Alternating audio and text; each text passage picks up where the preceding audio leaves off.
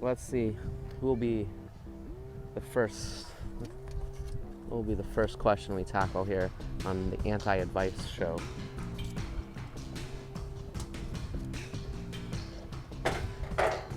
We got, why is it so hard to take one's own advice, from JR. Oh, that's a perfect opening.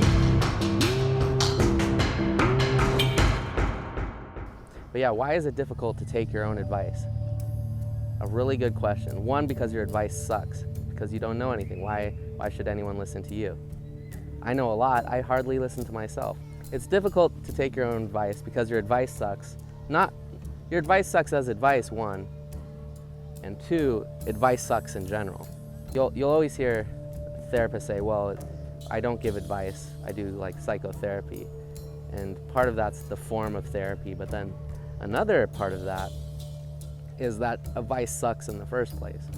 It's a sort of prescriptive approach to reality, like a technocratic approach to reality. Like there's a single solution, and if you follow the solution, you'll be able to sort of accomplish what you really want, like internally. Like internal conflicts will resolve via the prescription.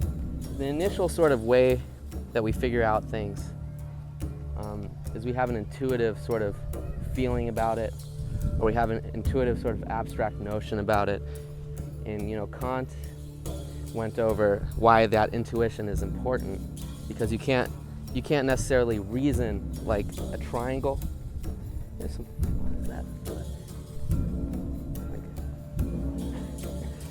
Yeah, you can't necessarily reason a triangle from 3 lines. But that initial intuition is your important starting point. So, in conclusion, why is it so hard to take your own advice? Because your advice sucks, 1, and 2, advice sucks in general. So let's pick out the second one. What will be the second question? What will be the second question? Let's see. Tom asks, why do I have so much trouble getting out of bed?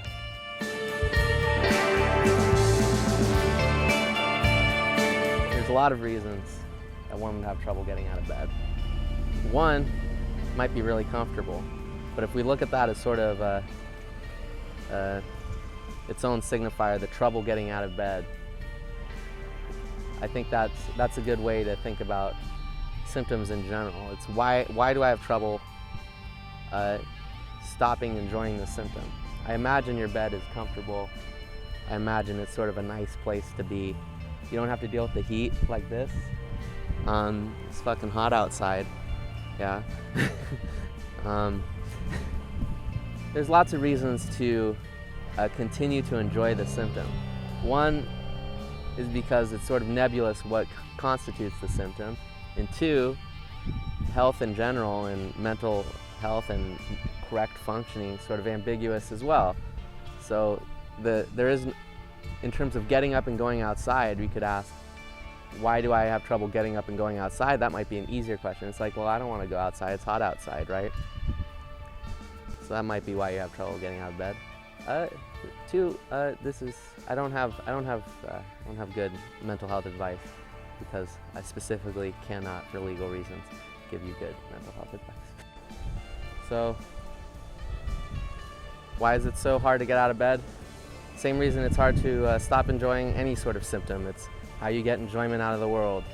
And it requires a drastic shift, which can be difficult for people to do.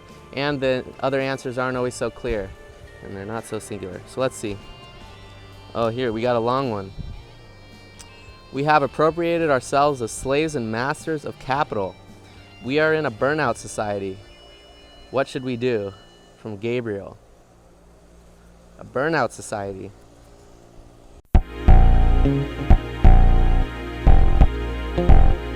If I recall correctly, I think that's Hahn, right? The theorist.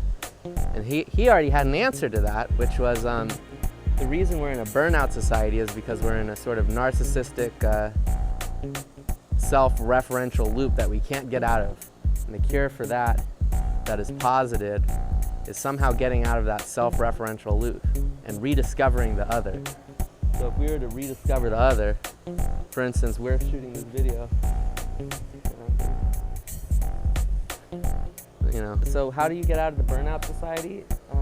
It's the same way as getting out of sort of narcissism, which is getting back in touch with the other, which is sort of a difficult concept because the other is not necessarily a specific other.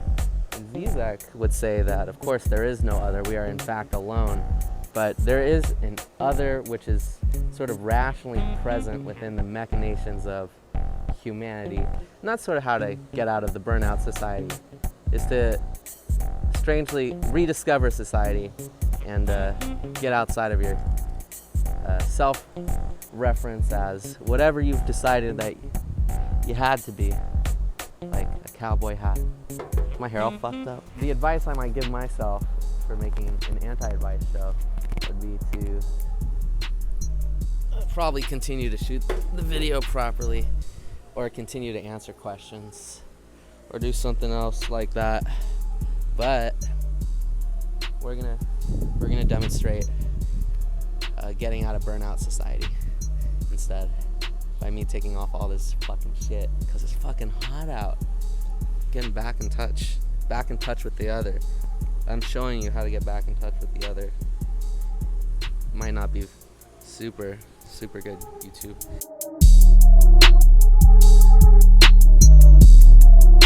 Buy my book, Zizek in the Clinic. It'll teach you how to take off all your stupid fucking jackets when it's 100 degrees.